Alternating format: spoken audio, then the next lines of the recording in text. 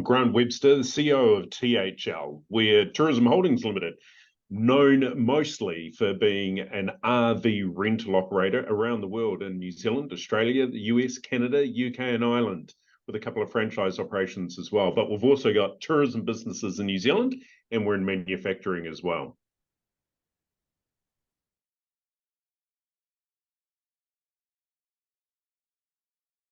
Having an employer brand strategy from a THL perspective links really closely to our internal brand strategy and our external customer strategy. So absolutely, we have a strategy. We want to make sure that we're aligning those things internally and externally. We've got a real process that we went through recently, having just completed a merger with Apollo Tourism, where we went out to our crew and reaffirmed what the values are of this organization and how we come across to all our team across the board.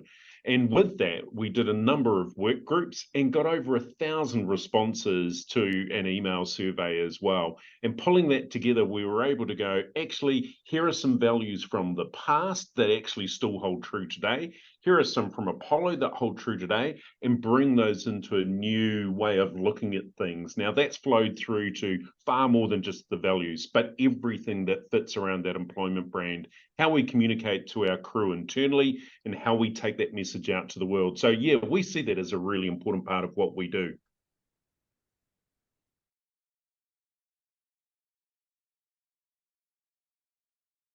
Yeah, there are some real differences in the labour markets between Australia and New Zealand, but indeed around the world. So we've actually seen some themes that have come out of US and Canada and sort of flow through to this part of the world. But when thinking about Australia and New Zealand specifically, whilst we've got unemployment rates that are at the same similar level in those low threes, we do see that Australia right at the moment seems to be in a slightly easier market to get the crew that we want compared to New Zealand. But again, difficult by region and those local regional areas. The centre cities seem to be a little bit easier at the moment.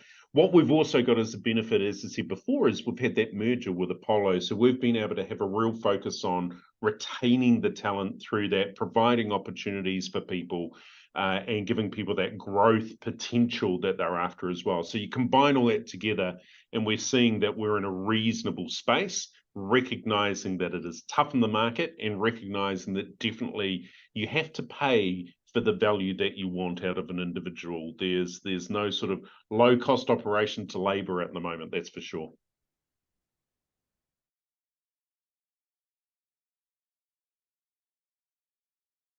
How do you attract and retain talent? It's a fascinating question, isn't it? One that's quite difficult for a CEO to answer because it's really up to the crew and people that are interested in the business.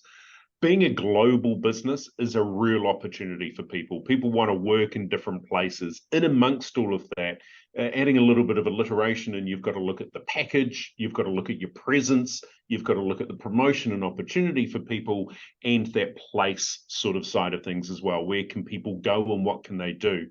Ultimately, probably the biggest piece of feedback that we get is that we're a business that's focused on growth. We've got a board that enables us to look at innovation, to look at sustainability initiatives, and to look at how we can make a difference to communities. When you combine all that together, then you've got something that obviously people get attracted to and do stay. We have a really good retention rate.